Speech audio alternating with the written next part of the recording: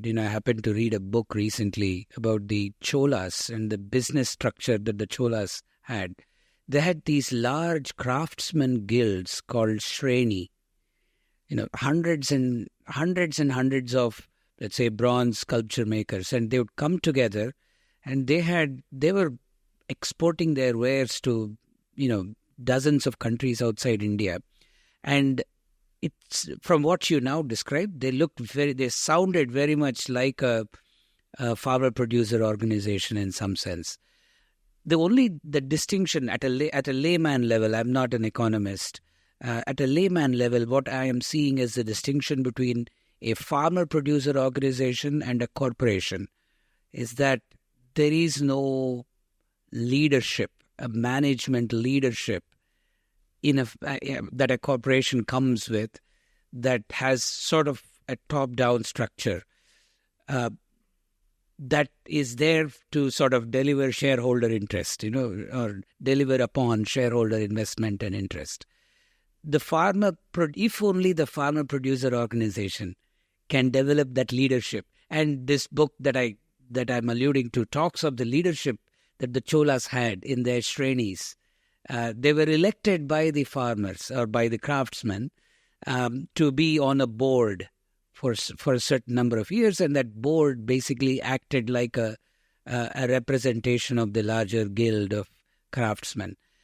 This leadership of farmer-producer organizations, if you can comment on what is required, I can easily see that if that leadership was capable and able, there's no distinction between that and a corporation in some sense.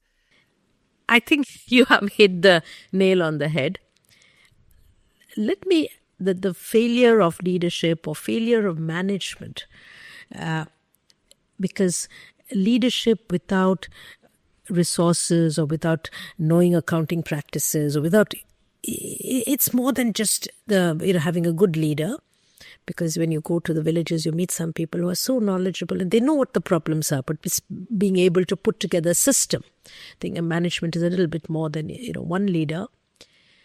This is why when the whole milk production expanded in Gujarat, I'm talking about many years ago, and you had what is called the White Revolution, and Verghese Kurian was the director in charge of Amul, he started IRMA, the Institute of Rural Management at Anand, with exactly this purpose, that those who were doing MBAs in the top institutes were going into the big companies, and he wanted a cadre of people who would do rural management. And IRMA graduates used to be in all the banks earlier, because the banks used to give agricultural loans and they would go and assess them. But I think we need people like that. I don't think there's too much difference between rural management and urban management, but it's a sectoral skill perhaps. We need management graduates. We need people with management expertise to take on jobs in FPOs. I fully agree with you that it's very difficult for the person who is spending all day deciding on, should I harvest today? Is there enough rainfall? How should I keep my crop in a better condition? To actually also have to be thinking about tomorrow when it is harvested, how am I going to dry it and sell it and market it? So I think there's a big role for people with management expertise. We've already added one more profession to the list of people that should, there's an exciting prospect for them to come change the way our FPOs are structured.